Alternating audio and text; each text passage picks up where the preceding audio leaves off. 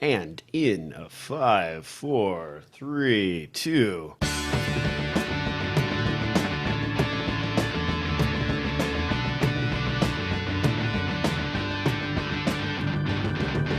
Hello and welcome back to another episode of DSLR Film NOOB Podcast. I've got Mitch from Planet 5D joining me today to discuss some new cameras, some lenses, and some memory technology. Mitch, what have you been up to? Planet 5D. I can't get my damn sound effects to work, so I'm mad. Is that the shortcut key problems? Yeah, it's operator error, I'm sure. Some fancy little widget on my Mac is causing my fancy ass software not to work. You know what's exciting for me? What's that? I spent money on camera gear this week. What'd you buy? Big excitement. I bought a $65 cheap ass grip for my 5D Mark III. Yes. Oh, sure. Rub in the sound effect. Joe, what brand did you buy? Was it the Pixel brand or? I think it's called Velo. Okay. B&H has this big WPPI sale going on, and I'll tease you. They actually sent me this. For those of you watching, you see me holding up my Gift card? fancy schmancy B&H gift card. They sent me a little cash. So is that like $15 or $10, something like that? $6,000.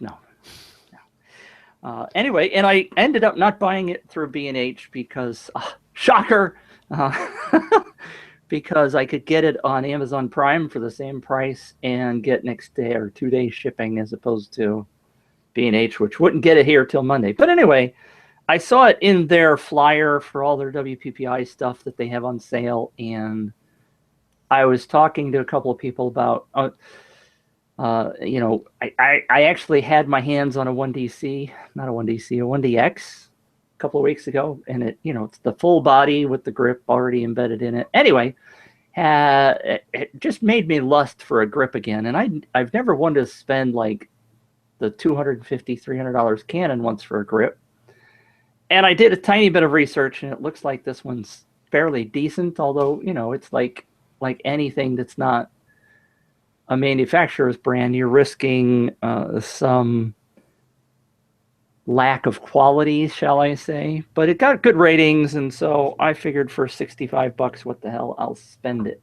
Now, is this one of the ones with the built-in intervalometer, so you have time-lapse controls as well as extra battery life?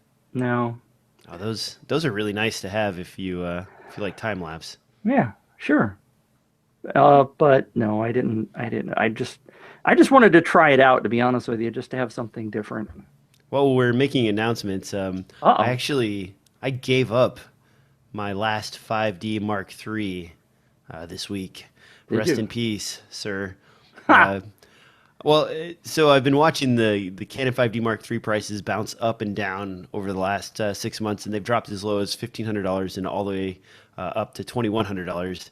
And I originally paid $2,400 for my Canon 5D Mark III, and I felt that at $2,000, $400 investment for a 4-year, 3.5-year use life cycle, time to let her go and replace her with an A7S Mark II. So wow.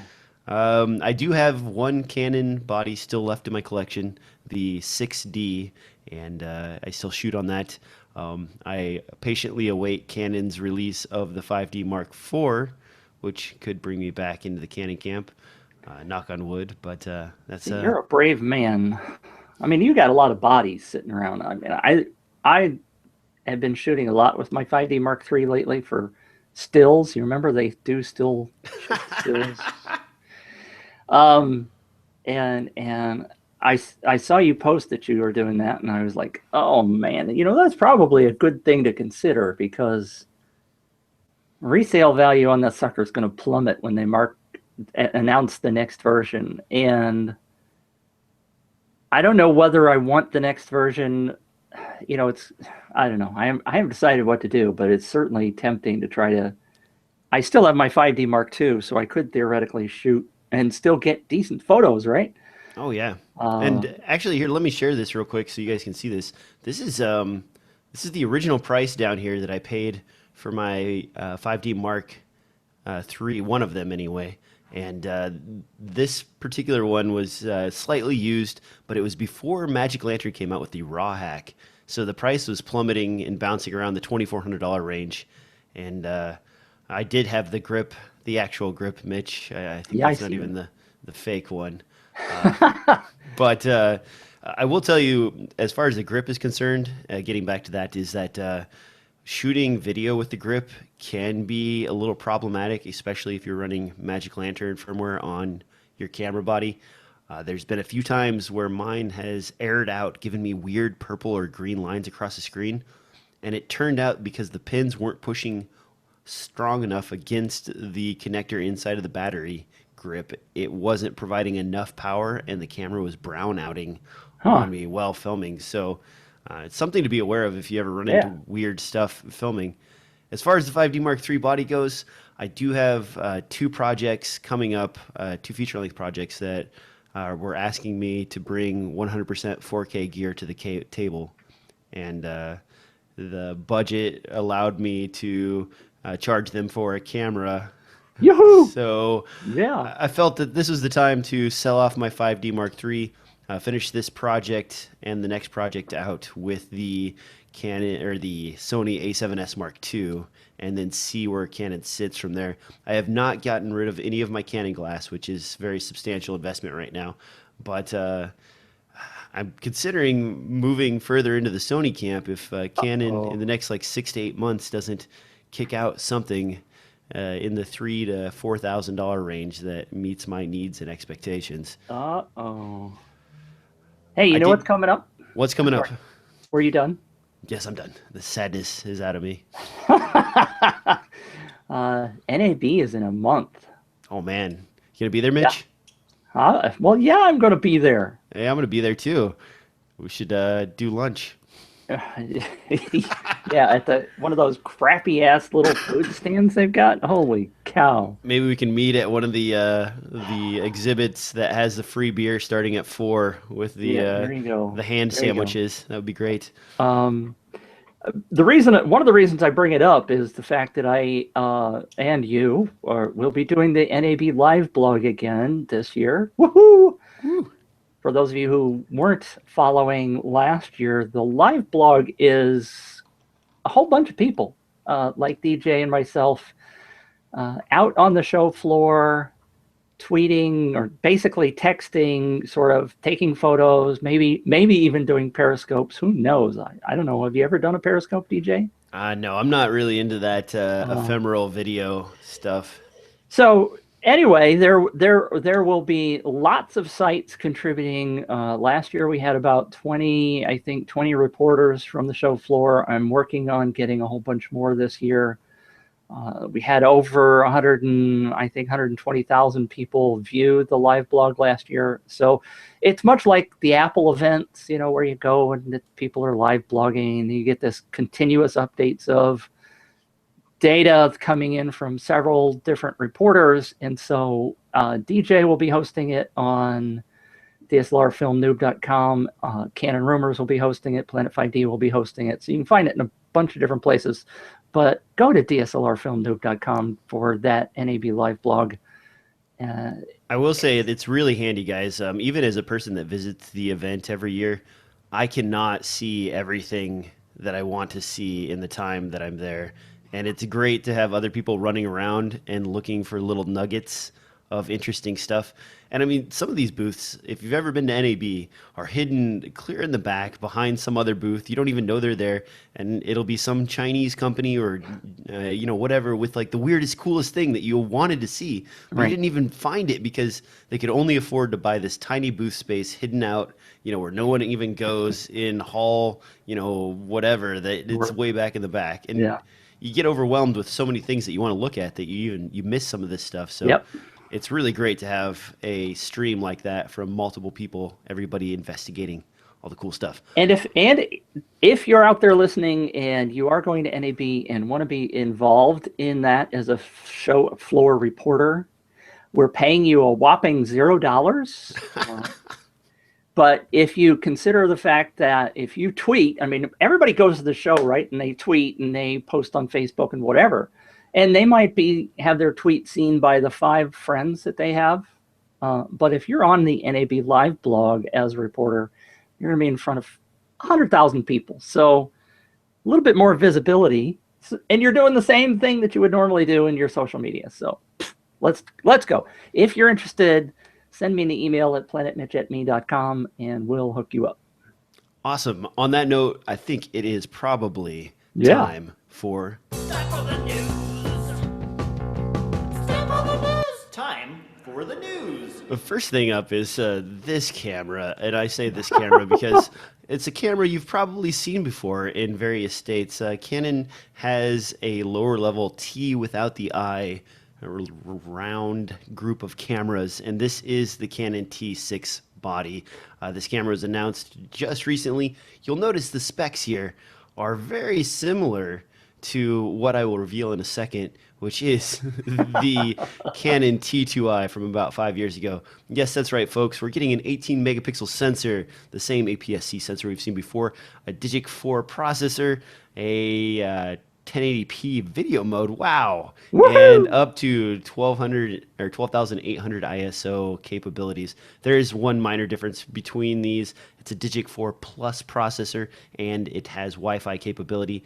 At about $800, I had to go look and find out what the current price of a T2i body is. Looks like it's $209. I have to stop you, by the way. You're reading the $800 off of my notes there, and I apologize because that's the T6i price. Uh-oh. The T6 price is $550. Really? Yeah, That's so, still fairly expensive. Right. But I wanted to be clear for anybody who's listening / watching that DJ was reading my little comment there. Well, my note is that the T6i has the articulating screen, and I said, but that's over $800 because that was the T6i price. But anyway, you've just changed it to.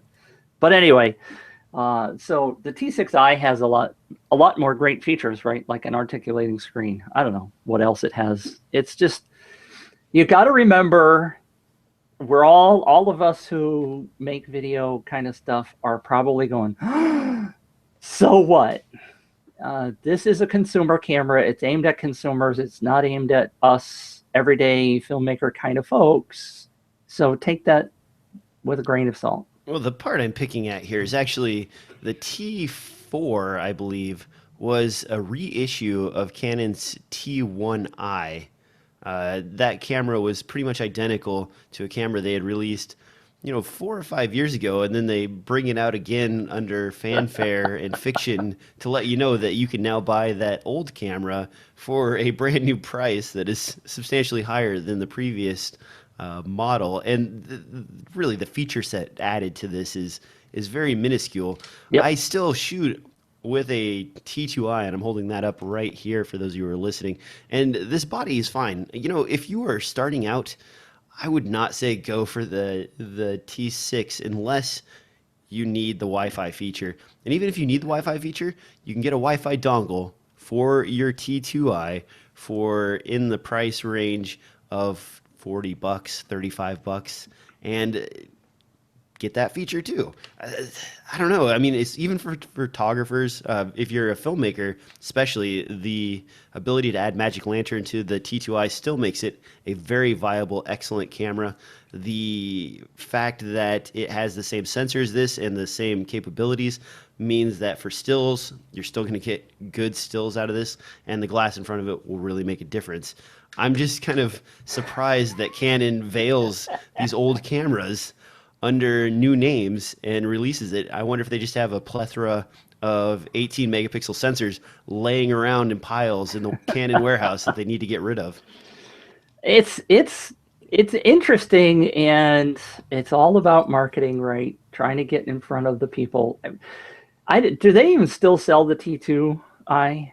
Not new. It's discontinued quite some time ago, but they were so popular that the used and refurbished market is glut with the Right. T2i.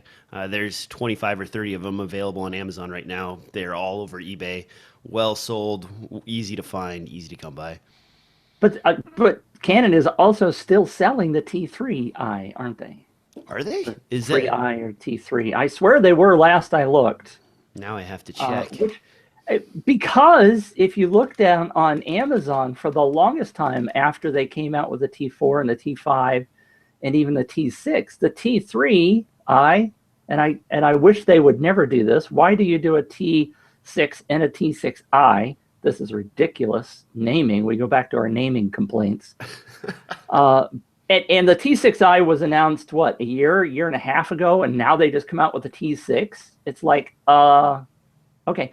But anyway, the T3 or the T3i was for the longest time the #1 camera DSLR sold on Amazon. And even after they came out with the 4 and the 5s, and so maybe it's not there anymore. Maybe they finally discontinued it. But Canon kept putting it out because people kept buying the damn thing. I'm looking right now, Mitch, and Look at sure that. enough, you can still buy the Canon T3i for $687 new. I would recommend the used price of $276 because that seems like a bit more reasonable. But like I said, if you went to the lists of the most popular DSLRs on Amazon, T3i was there for a long time. Yeah, Even after the 4 and the 5 came out, which slayed the heck out of me. the thing is, the T3i was the first one to have the flip out screen, and people love the Yep. flip out screen. Well, I always tell people the T2i, as far as hacking capabilities, is superior to the T3i. The T3i has a flip out screen, and that is the seller for many people because with this camera right here, you either have to use an external monitor or you have to be behind it. So if you're Yep. in front of the camera or trying to shoot yourself or something like that, Shoot yourself. film yourself, photography. Yes, let's not to get violent here. The T3i is still a viable option, and it's kind of weird because if you look at the iterations from the T3i all the way up to the T6i, there isn't really a whole lot in the No. way it changes. No. They didn't even implement a new sensor tech in the T lineup until they've got past what I think the T6i is the first one to have a new sensor in it. Before that, they were reusing the 18 megapixel sensor that's been available for who knows how long. Yep. It's ridiculous. It goes back to the original Canon 7D, the Kevin. Let's call it the Kevin, yes. All right, moving on down the line here. Let's talk about a lens that is sort of strange in the current market. This is the Tokina 14 to 20 millimeter f2 lens. Now, I do applaud Tokina for coming out with a lens that is f2 as opposed to f2.8, which is the standard zoom. The zoom range is pretty limited in this. What I am surprised by, though, is the price. Now, I do know that Tokina makes lenses that are built like a tank, but at $899 versus the Sigma 18 to 35 millimeter f1.8 at $749, do you think this will sell, Mitch? Okay, you're asking me, the non-lens guy. Yeah, I thought I'd throw this one at you just in Yeah. case. Yeah. And, well, it does come with a front and rear lens cap and a lens hood, so that's good. I will say that Tokina in general, if you've ever used a Tokina lens, they have this really good sort of click forward bayonet focus ring. And the focus ring has a ton of rotation that gives you really accurate focus control as opposed to that sort of really soft throw that you get out of Canon lenses occasionally with nice hard stops. So in that range, Tokina does a great job. Their wide angle lenses are phenomenal, but when you can get a little bit more range out of the 18 to 35 from Sigma, and again, these are both APS-C sensor lenses, so you got to figure in your crop factor. 18 would work out to somewhere in the 28 range, and 14 works out to 22 range. So not too wide, but fairly wide. But the 35 side gives you a little bit more reach, and it's f1.8 versus f2. Now, I know some people will do the same thing I do, and they're like, well, that's not very much difference between f2 and f1.8, but the numbers smaller, Mitch. You got to Yeah, go with it's the all about the number. number, isn't it? I Well, don't know. yeah, it's intriguing, and when we're going to talk about another lens just for the heck of it, and I'm going to ask you a couple of questions after we get done talking about that, because I think it's critical. We talked about these lenses, and let's go on to the next one if you're done with that one. Yeah, there's nothing else to say about that other than it's up, it's for sale. If you're interested, check it out. Otherwise, the Sigma 18 to 35 is a very nice APS-C sized lens. Now, the next lens on the list, since this seems to be lens day today, is actually the Laowa. I don't know if I'm Yeah, pronouncing. I don't know this one. It's so someone can type in the YouTube comments and tell me how to pronounce this. Laowa 105mm f2 lens. This is a manual focus lens that features something weird. Don't know if I quite understand what they're trying to explain here, but this lens has an aptodization element which causes light fall off on the sides, which I assume is vignetting, like a built-in vignetting. Is that what I'm understanding from this description, Mitch? No. Very good question, because that's sort of what it sounds like, and I think their description's a little bit confusing. But what they're talking about is not vignetting in terms of less light. What they're talking about is defocusing. They're calling this lens, and I confess I'm the one that sent it to you. So for those people out there listening and watching, this one's my fault. They sent this to me as a press release, and they call it the Boca Dreamer, or Bokeh Dreamer, depending upon how you say Boca. And they're marketing it as super sharp, super bokeh, and very little color aberration, chromatic aberration.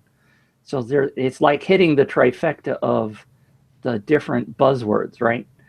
So this defocusing that they're talking about is it's interesting, because a lot of people talk about specific lenses having great bokeh, and I don't know whether lens designers, how they specifically go after it, but these guys are specifically going after saying our bokeh is great because we put this apodization element in our lenses, and we're specifically targeting awesome bokeh.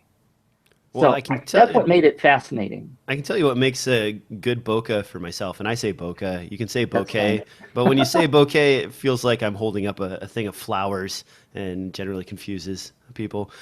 So for me, what I enjoy is rounded bokeh, very smooth edges around the outside of the elements, the orbs that are generated in the background, Orbs. and that look is usually from the number of blades and the roundness of the blades used in the aperture.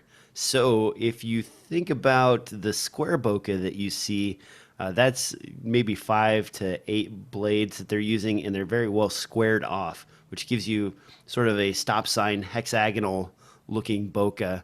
The nicer looking bokeh is generally a smooth aperture ring that's rounded all the way around so that it doesn't create harsh edges in that out of focus light, soft bokeh ball area, whatever you want to call it. This guy, though, the image, I was confused by this. Mitch just shot this to me pretty quick this morning. The description is strange.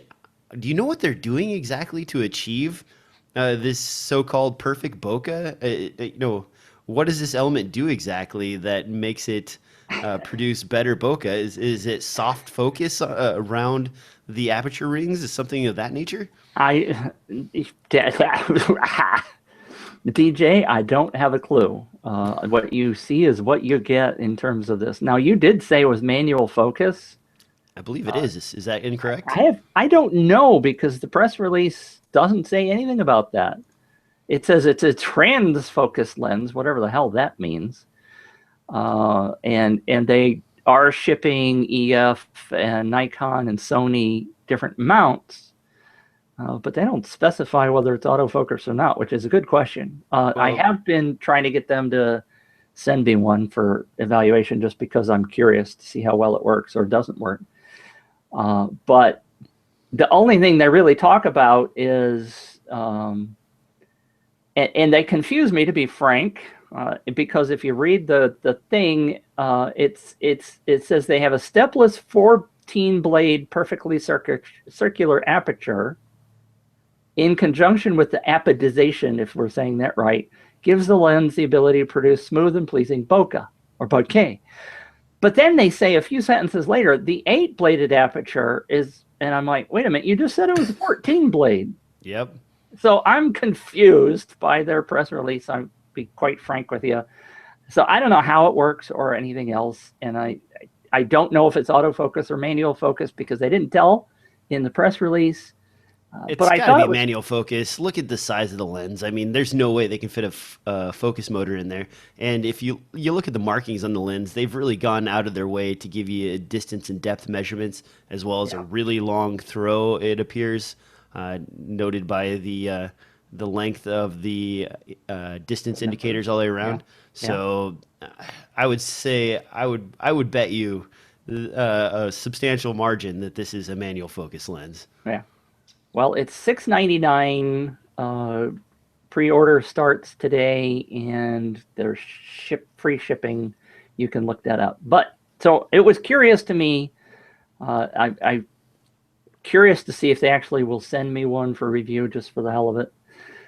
But I got a couple of questions that I thought about when I was looking this over, and I thought, hey, DJ's the perfect guy to ask this question because, you know, I was sitting here with my little B&H gift card going, hey, maybe I could buy some new lenses, and there's not enough money on it to do that.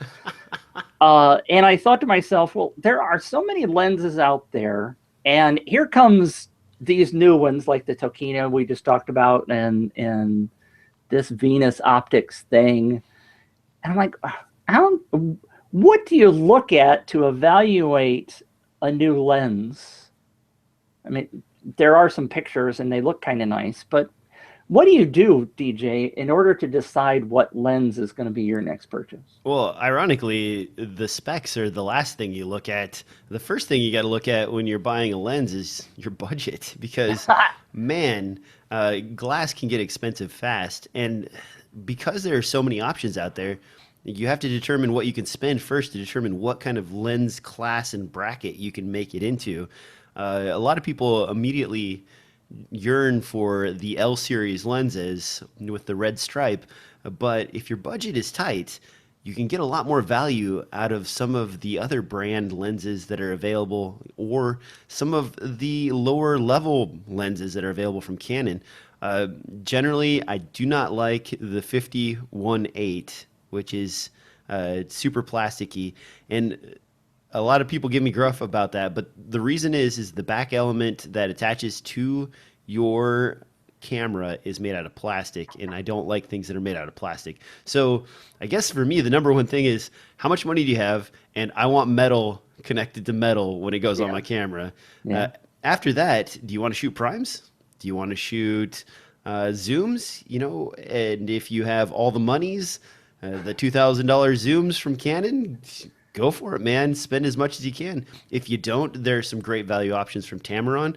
I don't generally sit there and look at the light charts and the chromatic abrasion and the pin cushioning and the corner light fall off. I like it sharp, but if it's not completely sharp across the entire lens, I'm not shooting a lot of stills, so that doesn't affect me for video per se.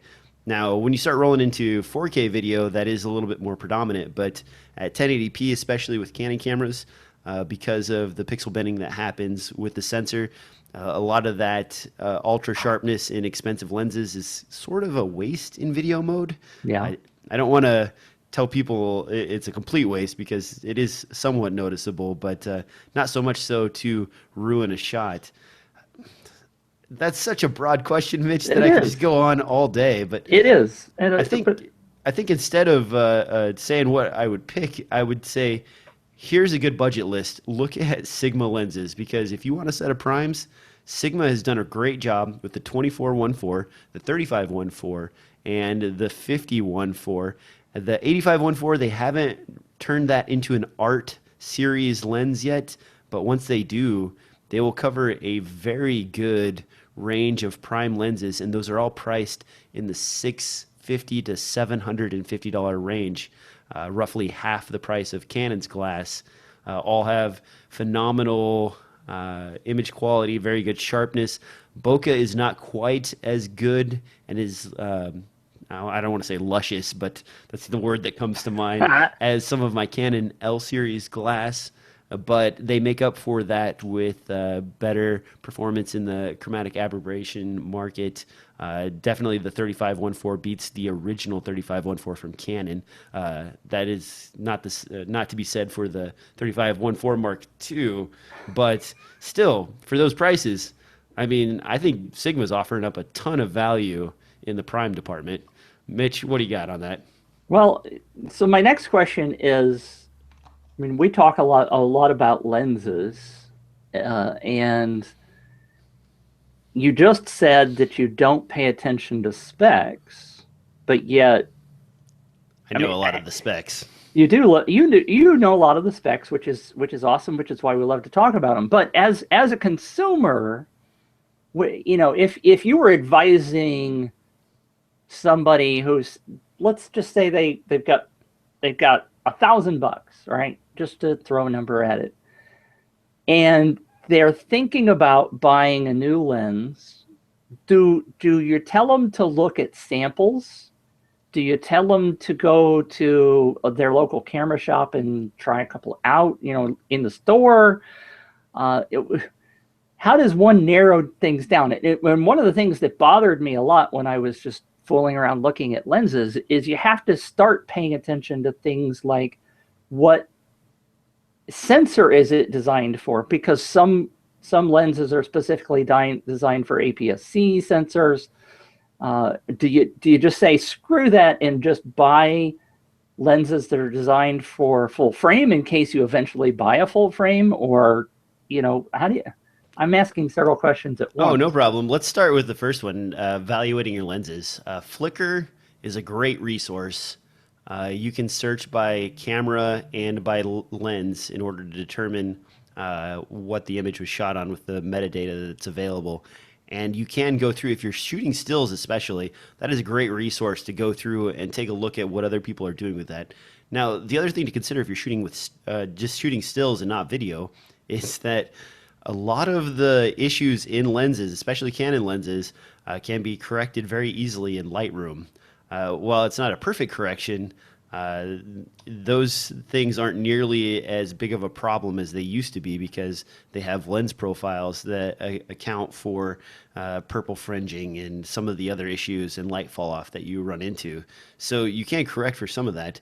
As far as testing the lenses out, if I'm buying a $2,000 lens, I like to go to somewhere like lensrental.com and rent the lens for a weekend. Now, that sounds like a waste of money, but really, for about $40 or $50, you can rent that lens for 4 days, 5 days, and just use it continuously and get a feel for it and determine if that lens meets your needs. A lot of portrait photographers, if you talk to them, they're always jonesing for this next lens that's going to make their portraits perfect. You know, whether it's the 85-1.2 or whether it's the 70-200 f2.8, they have this idea that if only I get that lens, that'll be it. And instead of testing it out, they buy it, and then they are disappointed with the results or don't like it or what have you. And while you are adding to the cost of the lens by renting it for a certain amount of time, it's way better to know what you're getting into than it is to simply get into it and hope for the best. Now, I use an online source because I don't have a local camera rental store available, but if you live in a major metropolitan area, there are tons of places that rent lenses, all the L series lenses, many of the other camera bodies available also if you're looking for a different body. Now, when you said prime versus APS-C, I generally recommend people buy APS or full frame. It's not prime. I'm sorry. Yeah. I generally recommend people buy full frame lenses, and while that's a little bit more expensive, every person I've ever talked to that says, "Oh no, I'm just going to stick with APS-C," they end up doing the APS-C sell-off where they have the Sigma 30mm f1.4, which is a beautiful lens, by the way, and they sell that off. They get an APS-C zoom, and then they sell that off, and and pretty soon you're buying stuff again and replacing stuff that was in your collection previously that if you'd have gotten it full frame to begin with, you'd have been in a better spot.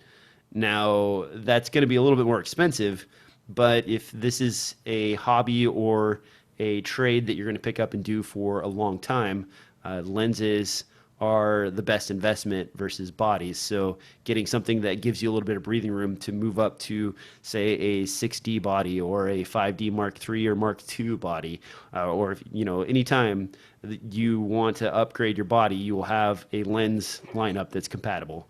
I think I got all the questions. What else you got, Mitch? Yeah, I threw a lot at you in one fell swoop, and I apologize, but you're doing a great job of answering these questions. And it's just, I mean, it's not stuff we always typically talk about, right? It's really good to run through specs and stuff, but when you actually sit down and have to push the buy button, interestingly enough, and I do advocate your local store if you have one, because I was at my local camera shop, Schiller's Camera. Cha-ching! Where's my damn sound effect? And it's, I spent a couple hours in there talking to the sales guys, and you can get some really great advice while you're there. And we ended up talking about, never mind. I won't go down that rabbit trail, but don't forget those people are there. It is a little unfortunate that I looked at pricing, at renting some lenses at my local shop. Yeah. And it's actually more expensive to rent them locally than it is to go with somebody like Lens Pro to Go, which is my favorite place. And have them shipped to you in a FedEx box and then ship them back, which I find amazing that they haven't changed their pricing to come down a little bit to match what the online people do. But either way, I think that's fabulous advice in terms of especially lens selection. Although if you're stuck in something like B&H is offering WPPI specials and you're like itching to push the buy button, you're kind of have some patience and realize that those things will go back on sale later on when you really need it, unless you have to have it right this second. Now, I don't want to advocate being a shifty individual.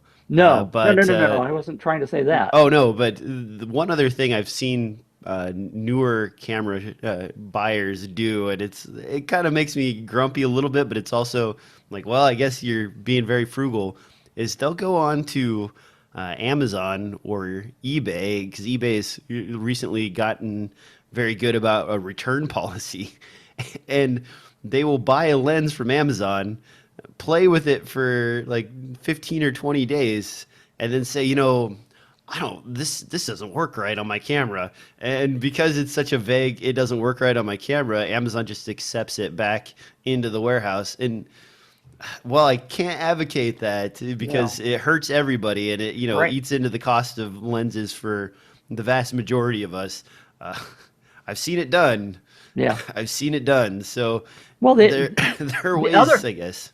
I'm sorry. The other thing that people do, which I disagree with, is go down to your local camera shop and talk to them for 2 hours and look at lenses or bodies or whatever, and then go home and buy from an online retailer. Yeah, that's a because jerk you don't move. have to pay sales tax or whatever. You got value. I mean, if you're going to go down to this shop and you got value from them, spend a little bit of extra money and thank them, because those people are working their tails off. And if you have a problem with your camera, body, lens, whatever, you can walk in there and talk to somebody about it, as opposed to dealing with online order. So there don't be baiting and switching. I mean, we complain when somebody, if it used to be like if you'd call up one of the New York camera shops, do you remember those days where you'd call them up and try to order something before online existed? and they would go, well, you really should buy this one. Don't buy that. Oh, that one's no good. Buy this one. And it was, you know, in the kit and all this other crap. And I'm like, no, I just want the thing I told you I wanted. But, you know, there is great value in your local shops. They are great people that need your support. And I know I love online shopping to have something delivered right to my house, but don't go use them as a resource and then buy somewhere else. I hate people that do that. Don't do it. As far as the cost of rentals locally goes, it really depends on your market. I was working in New York about a year and a half or 2 years ago now. It might be longer than that. It seems like yesterday. But the job there, we went and priced rentals at a local shop there, and not even, you know, a huge a retail outlet. And I think we were paying $40 or $45 for a week rental on each of our lenses, which that's a phenomenal. I mean, that's a really good price, guys. You know, that's great. And you know, that included insurance, and that included all the other things that you want for protection in case you do something really stupid. And I don't even know how they afforded to rent them out, because it was less than the cost of the online retailers, although there is shipping involved in that. So it was great. And I've run into the same thing in Los Angeles, in Chicago, in Houston. There were great places to rent where it was more affordable, or at least on par with the rental prices online. So I always advocate keeping those stores open if at all possible. Same with, you know, like, I don't want all the record stores to go away. I don't want all the camera stores to go away. I want to at some point be able to walk into the store and, you know, mess around with something or buy something there, or if I need, you know, a lens cap or something strange that you can only get at a camera store. I don't want to have Amazon or B&H be the only solution where I have to wait 3 to 7 days to get my freaking stuff. So sometimes you need it now, and those stores are important. I got one more thing to say as another tip, and I have gone quite a ways down the farther path on this, but there is another resource called Camera Lens, and that's LENDS. I don't know if we've talked. I think we've mentioned this once before. Is this the peer-to-peer camera lending? So in the United States, and I apologize for those of you outside the U.S., but cameralens.com, that's LENDS, is a place where you can sign up and rent out your gear or rent gear from other people. So peer-to-peer rentals. They do have insurance, like you just mentioned with rentals, and so it's another option. Maybe you've got a bunch of gear sitting around that you don't use very often. There aren't very many people in St. Louis on Camera Lens. They just recently have had a couple of people join, and I keep swearing I'm going to put my stuff up there. But I think in the bigger markets, it's probably a really good resource to be able to find something that you can borrow from another photographer / videographer or filmmaker. It's just another tip I thought I'd throw at you. Oh man, I'm looking in my area right here, and there's actually quite a good selection of kit available for rental services. And it's inexpensive. Yeah, they look pretty decent. Although I question the guy that rents out his SD card. That may be a little overboard there. The only other thing that is, you got to be watchful for. It's good to have friends and peers, but you have to be careful in those kind of environments because you may be going to somebody's house to pick something up, as opposed to going to a camera shop. So you do have that consideration. If you're a young lady and you're going to some dirty old man's house, I don't know, you might be a little cautious. So that I don't know, throw that out there. All right, moving on. We've kind of beat that one like a something. We've got some new standards for SD cards. And these SD cards are basically using version 5.0 of the standard, which is going to be labeled as V60 and V90 respectively. These are designed specifically for both multi-stream recording as well as 8K video in the future. Now, this appears to be sort of the SD standard trying to keep up with stuff like CFast and the QXD formats that have kind of surpassed SD in Nikon's cameras, and I suspect we'll see either CFast or QXD in Canon's next line of cameras. Now, looking at this standard here, it does appear that they're doing some good stuff. And I'm going to go over this really quickly and high level so that you don't have to dig deep into the nuts and bolts of this. But basically, what they're doing is they're allowing the card to address up to 37 blocks simultaneously, which that means memory blocks, which means that they can write sequentially and spread that write out across up to 37 different allocations on the card. That means faster sequential write speeds to the card. They also allow for address saving. So in previous generations of SD cards, when you wrote to a block, you had to write to the block, and then if you needed to write to that block again and you didn't completely fill it, you had to pull everything out of there, save it to some other section, write to it, and then combine that data back together in a data management sort of scenario.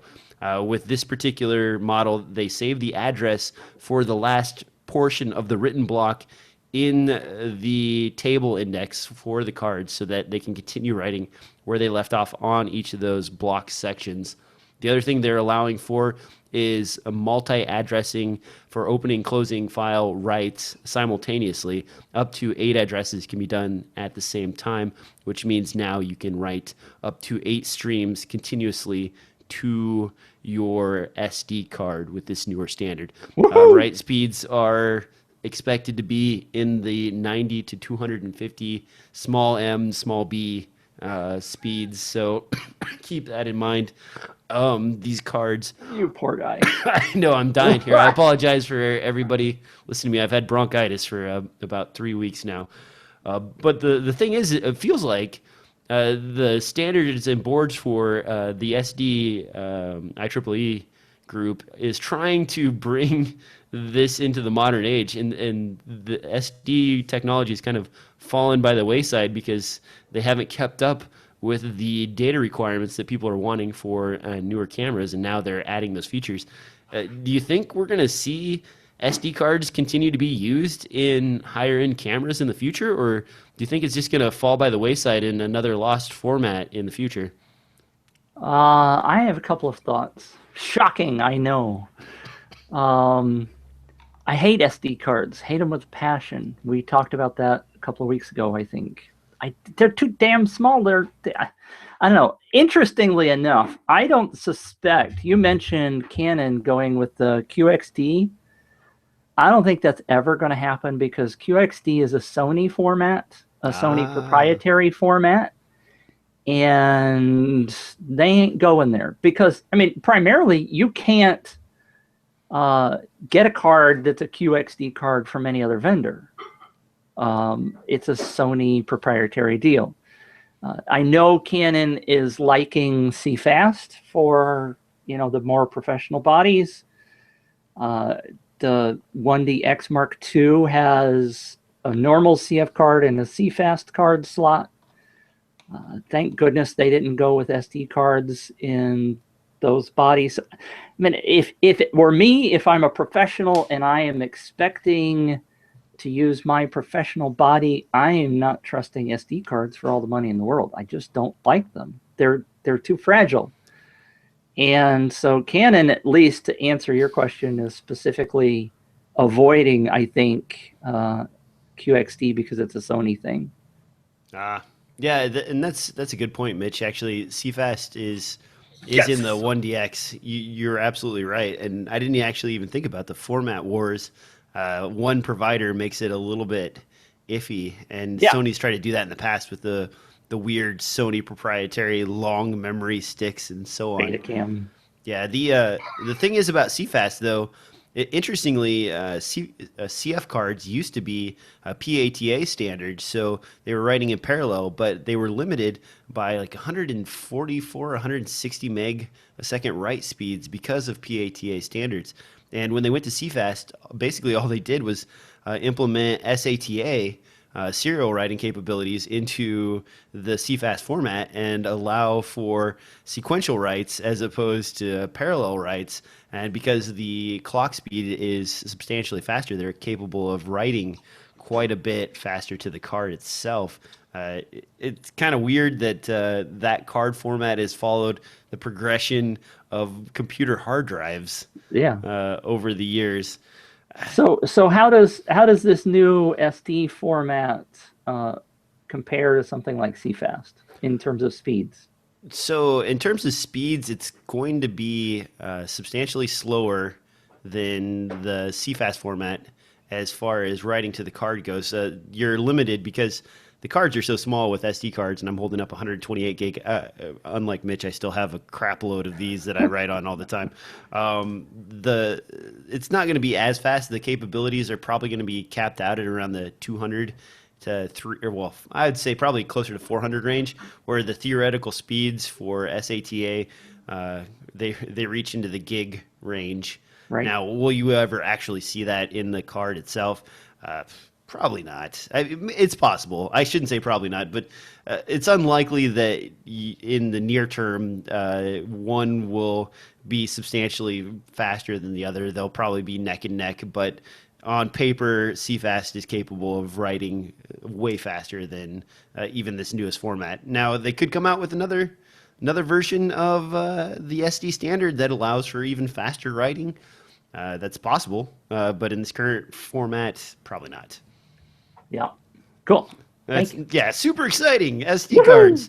Anyway, those should be starting to pop up in the market in the next year or so.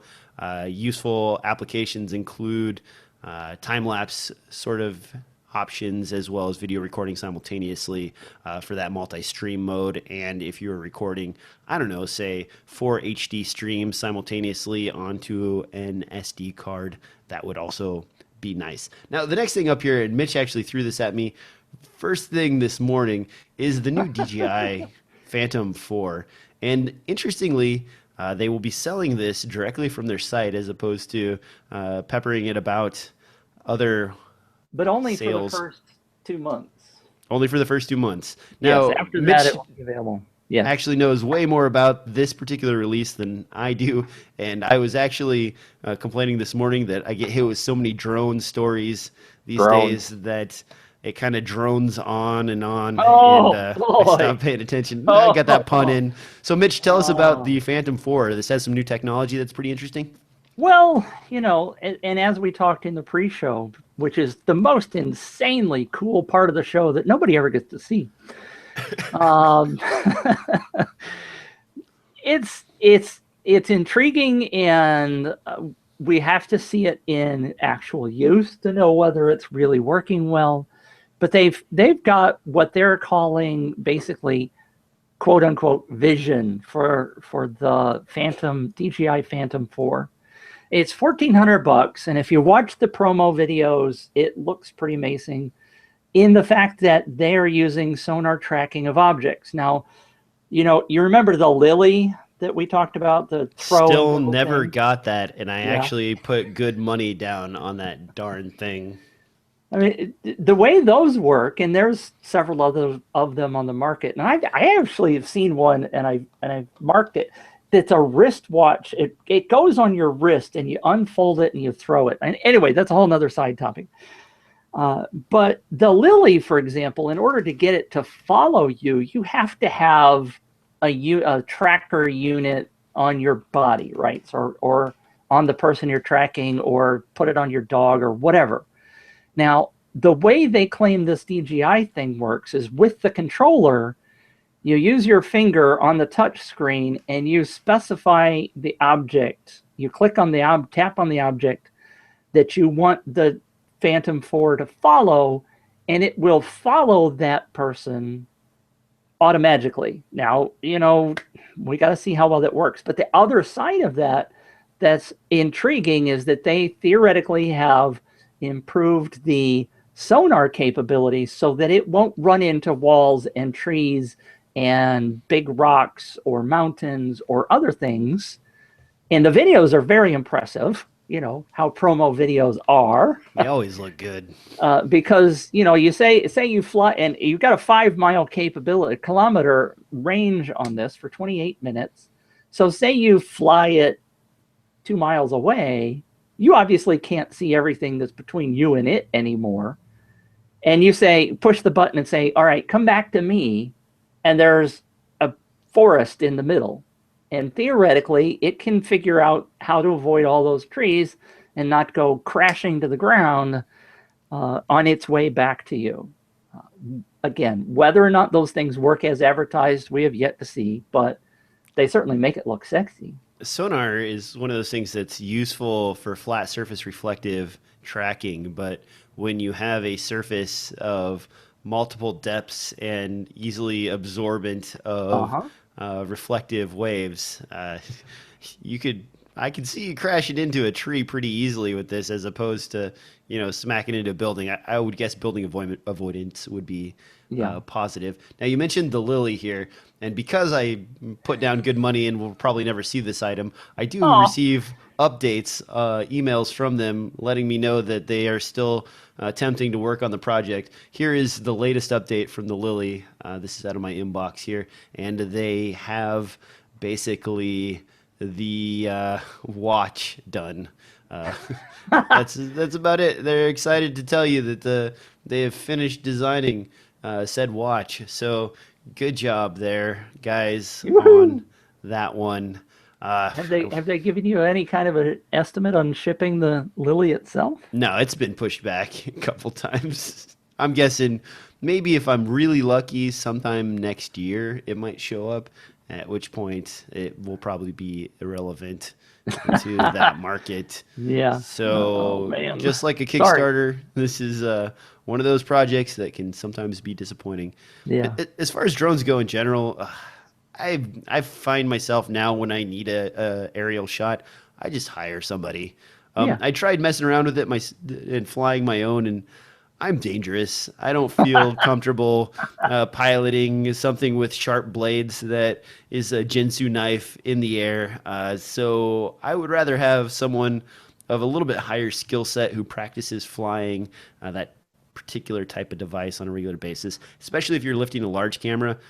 Some of the rigs I've used are, I believe they require 3 people, 1 person to pilot, 1 person to operate the camera, and another person to kind of, I don't know what the other person does, honestly, but they're there. Maybe they're management, keeping the things together. But it was a fairly expensive project, and we had like a $7,000 or $8,000 drone and camera combination, and wow. it's. I don't know.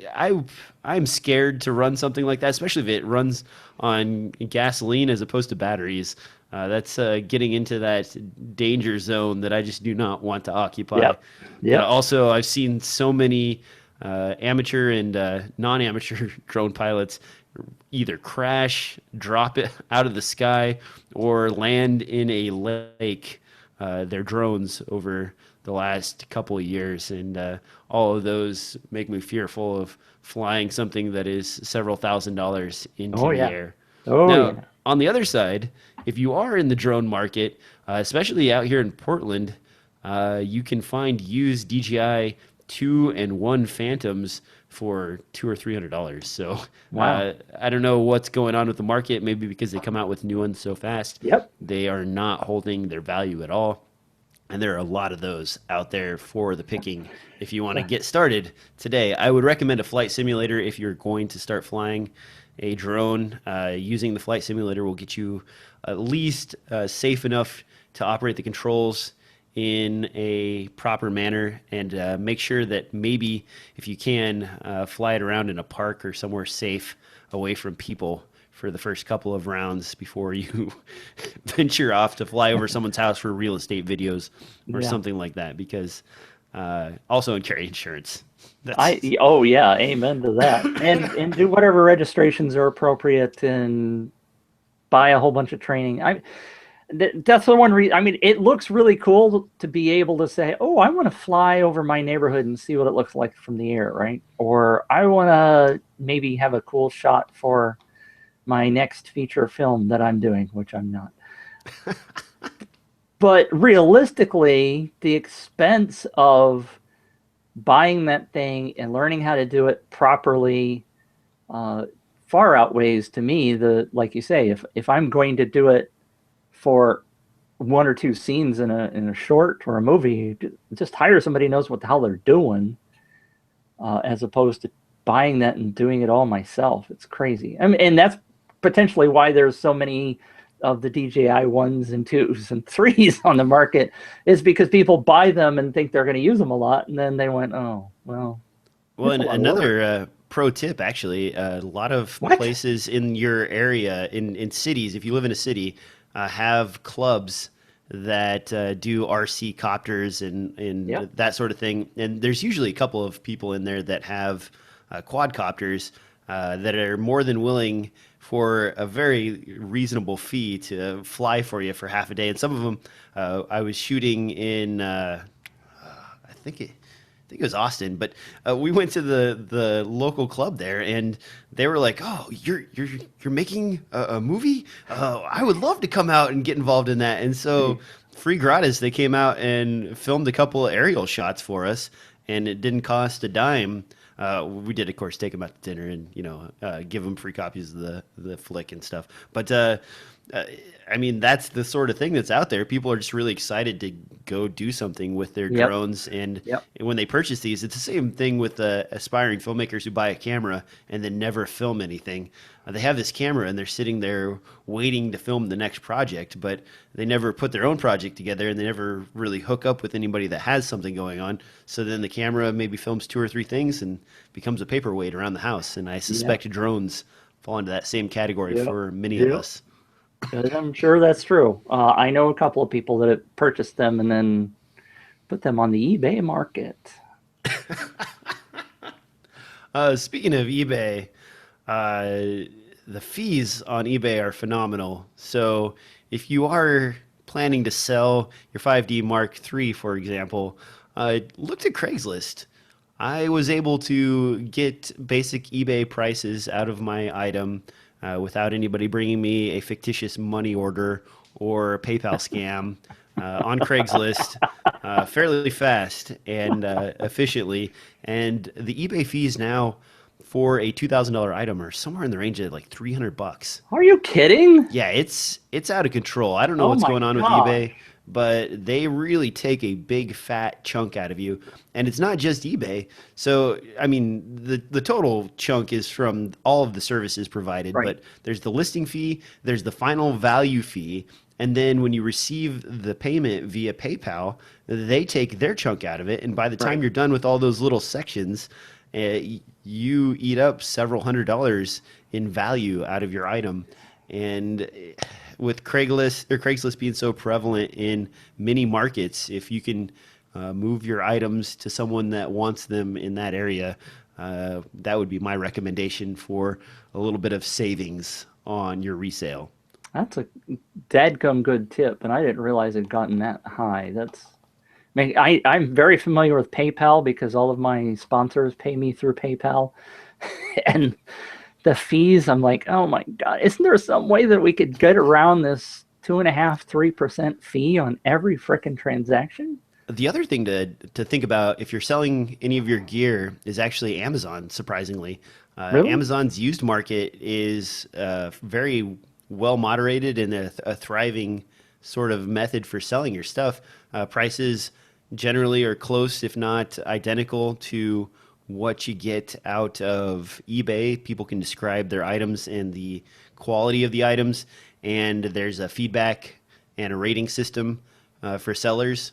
So if you want to sell your stuff used on Amazon, the fees are still it's not free to sell like it is on Craigslist, but it's reduced compared to the transaction fees that you incur via eBay and PayPal. So another option that people often overlook. Also, on the buying note, Amazon warehouse deals. Keep an eye out for those, because those darn people that buy the lens and test it out for a month and then send it back, that goes on discount, and you can buy those lenses for cheaper than otherwise. Do you use a service like Camel, or whatever it is called? Yes, I do. Camel is great.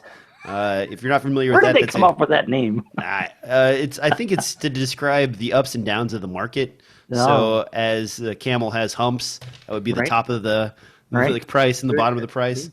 So Very good. Camel tracks Amazon pricing, and you can go on there and see the lowest and the highest price that has been paid for an item for sale on Amazon.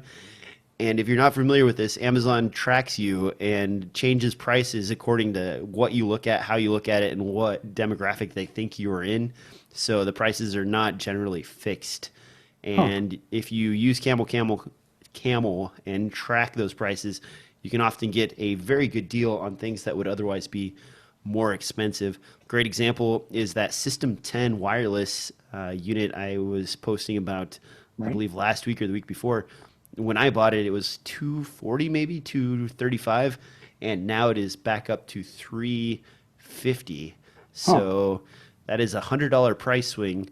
And if you're at the bottom of that curve, you're doing pretty good. If you're at the top of the curve, you just gave up $100 in value for the same item. So Wow. just things to keep in mind. And those are seasonal fluctuations as well. So depending on what time of year it is. Man, I'm dying here. Yeah, you are. I think, And on that note, I think that's the time for the end of the show before I die. let's get out of here. All right. Okay. Mitch, where can people find you? Planet 5D. Planet 5D. Planet5D.com or planetmitch.com. If you're, again, interested in being a reporter for free on the NAB show floor, hit me up at planetmitch@me.com. And tune in next week for the awesome DSLR Film Noob podcast with me. And tune in on Sunday for the DSLR, what did you call yourself? Never mind. With Devin. 2 times a week you get this awesomeness. I don't know how you can turn this down. Find us on SoundCloud and iTunes and rate us and give us all those good loving things, please. Wild Mitch DJs. did my entire spiel for me. Thank you, sir. Well, I try. On that note, I'm done choking on my own bodily fluids here. I would like to say thank you again for listening to another exciting episode of DSLR Film Noob Podcast. You can go to SoundCloud, iTunes, or anywhere podcasts are distributed. You can find me at DSLRFilmNoob.com and at DSLR Film Noob on Twitter. We will see you next time on another episode of DSLR Film Noob Exciting Podcast. Exciting podcast. Exciting. So exciting. The best, the most exciting podcast ever. Man, having bronchitis is the worst. You're never super sick, but you're sick enough that it just ruins conversations. It's It's horrible. It was a good show today. I enjoyed that one. Yeah. Thanks on that Sony thing for the QXD. I didn't really even consider that was a Sony proprietary product until you mentioned it. It's weird that made it into Nikon's bodies then as a. I wonder what that says about Nikon's future and Sony's purchasing of. Haven't we wondered about Nikon's future several times on this show? Yes, we have. Yes, we have. I will say though, the D5 and the D500 are very compelling offerings, and I feel like that might push Canon to actually give us some 4K in the next 5D. You think that's actually going to happen now? I would love. I mean, the problem is that they're on this frickin' 4-year cycle, and if they don't put 4K on the 5D, then they're really in trouble in terms of getting 4K out there for the DSLR market. They're obviously not going to put it on anything lower than that because they've got to protect the 1DX Mark II. And, you know, in talking to people, it's really obvious to me that their Canon Japan believes, and I qualify that because Canon Japan and Canon USA are very different entities, but Canon Japan is the one that controls the bodies that come out. But to me, it's very obvious that they are very concerned about protecting the video line, and they don't want to put all of the features in the DSLR line. and we go back and we've talked about this before, the 1DX Mark IV, Mark II, $6,000 camera, $7,000, whatever the price is, and it doesn't even frickin' have focus assist or zebras or any of the things that you would expect on a video camera because they want to protect the C100, the Cinema EOS line. I mean, it's just like staring you in the face. This is what they are going to do. And so I think they have to put 4K in the 5D Mark IV, but it's not going to rival the 1DX. You know, they've got to protect that somehow. So their DSLRs are good for some people for doing video. They've proven that they're focusing on the Cinema EOS line. And so yes, the short answer is I think they have to put 4K on it or they're really screwed. Now, one other thing I wanted to, and I didn't put this in the show notes, but I just wanted to talk with you real quick about it, is the next GH model in Panasonic's line, the GH5. Did you notice that the GX8 was a 20 megapixel sensor? No. Okay, so the GX8 is a 20 megapixel sensor. It's a new sensor to the Micro Four Thirds line. And lo and behold, what is the resolution you need for a 6K image? I bet it's 20.8. It's 19.8, Oh. so just about 20 megapixel. And with that in mind, and there'll be an article out today or tomorrow on this when I finish writing it, but I've got a laundry list of things that you can pick out from the Panasonic lineup that kind of points very strongly towards seeing 6K video in the next GH5.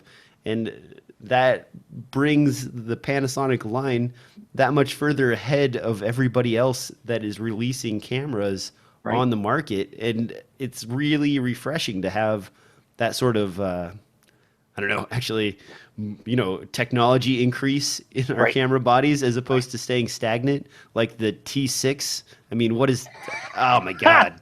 I had to refrain from using offensive words when I saw that come up, man. It's just like, what are you doing, Canon? You're selling me something that you made, you know, 5 years ago because you got some extra ones. You're rebranding it with this new label that doesn't make any sense, and you're kicking it out the door for $550. When I thought it was $800, I was even more upset. I'm like, $800? Holy! Sorry, I confused you with that. Oh, that's okay. But it's so frustrating that they do this stuff, and you want to shake them. You want to just. And I begrudgingly sold off my 5D Mark III this week, and only because I had a need for a complete 4K lineup, and I didn't want to. I didn't want to sell my 5D Mark III. I love taking stills with that. And while the 6D is a good camera to take stills with, it isn't superior to the 5D Mark III. The 5D Mark III is a better stills camera. But I won't. They won't give me what I want. Yes, I know. And it's certainly a quandary recently because everything that's been put out is kind of boring lately. Yeah. And you know, that's a whole topic there. By the way, I wanted to comment to you that you said, and I forgot while the audio show was on, you earlier said that when you sold your 5D, then you only had one Canon body, and that was going to be the 6D. Yes. But you still have the T2i. Oh, that's true. I have two T2Is actually, so I have three Canon bodies. So there. Yeah. Anyway, I caught you on a lie. No, I don't know if it's a lie. It's like these are like disposable cameras now because they're so cheap. But yeah, you're right. I was holding this up. I completely missed that. Only full frame body. There you go. Would probably be the qualifier there. Yeah, the only pro-ish level body. Well, you know, honestly though, these are so cheap. A lot of times, if I need to put a camera in danger and a cheaper lens, I'll slap like my 51.4 on here instead of the 51.2 and put this in a spot where if something's coming at it or what have you, I only lose $400 in value as opposed to, $1,500 in value. Yeah. And it's great. Like I've even like this is permanently attached to it. The USB to audio adapter is strapped to it with a zip tie so that no matter what, it's always ready to go. And like I have my Magic Lantern profile preloaded in there. This is still a pretty valid camera. I use it. It works. Yep. and I'm dying. It's great talking to you, DJ. Yep. I think that's it for the extra show. I'm going to end the broadcast now unless you have anything else, Mitch. Planet 5D. NAB live blog. I need a whisper of that. Because that's going to be fun. I really hope I can get some more people involved in that this year. And I will say, guys, if you don't check that out, you're missing out. Not even an advertising ploy. I keep an eye on the feed because sometimes I don't know what to look for while I'm running around NAB. Like, I have my circled list of things that I want to check out, but then you go look on this blog and there's someone that's like looking at a booth that you didn't even know existed. You're like, what? And then you run across the entire showroom floor to find this lens place or whatever. Well, it's if I may, another 2-second plug. A couple of people, other websites have refused to join. And they're like, well, Mitch, you got to be doing this for a financial gain, right? I mean, there's got to be some sponsor or somebody, some reason you're doing this. And therefore, we won't join because we think there's something shady going on. I know it sounds crazy, but I came up with this idea, number one, because it's very difficult for a one-person shop like Planet 5D, although we do have some writers, right? I can't pay for them to be there, and it's very difficult unless I go beg sponsors for money to cover NAB. And I said, why don't I work with several other people? And this idea came to me about, well, why don't we just all work together? And if we focus everything in one spot, I mean, how many people go to Twitter and are searching for NAB news, or Facebook and they're searching for, and it's all over the place. Some people are using hashtag NAB 2016 and some people are doing hashtag NAB show. So it's really hard to find things when they're all spread out and there's no uniform way of doing it. And I thought to myself, if everybody's working together, then you get more eyeballs on your content. If you're publishing a blog post and it's xyz.com, well, people are going to go over there, but they're going to leave the stream open because they want to see more stuff, right? Yeah. And if you have the stream on your site, then you're getting free content and you're keeping the people in front of your readers. So I don't know why anybody would not do this, but people refuse to do it because they think I have some agenda. And I'm like, I'm doing all this. I'm not getting paid to do it. I just think it's the right thing to do to get more attention in one focused place than to have it all spread out and everybody go, well, I want my people to see my stuff, and that's all they get to see is my stuff. I'm like, that's so stupid. It's Work tough together, too, guys. people. Like, if you think about it, the first year I went to NAB, like 5 years ago or 6 years ago, I brought a cameraman with me and we were going to cover everything. And I realized almost immediately, like, this is not going to work. It's crazy. Because we went out and shot maybe 7 different videos at different booths, talked to the vendors, got to test out their equipment and everything else. And then you have to edit everything. Yep. So you end up ruining your entire time at NAB by filming, editing, and releasing content, and then trying to find the bandwidth to get your content online. You can't do it properly. And at that point, you almost have to turn it into an enjoyment experience with some pictures and, write up the things that you can, and everybody else can cover the things that they're interested in. And this group effort makes it a lot nicer than me as a single individual running around like a madman trying to get everything I can. And I've seen, if you go into the newsroom at NAB, you'll see it. There'll be a group from unnamed sites that I will not list there with like 6 people, 4 laptops, and people just rushing in footage left and right. And they're busting their humps trying to get all this crap edited, put out as fast as they can.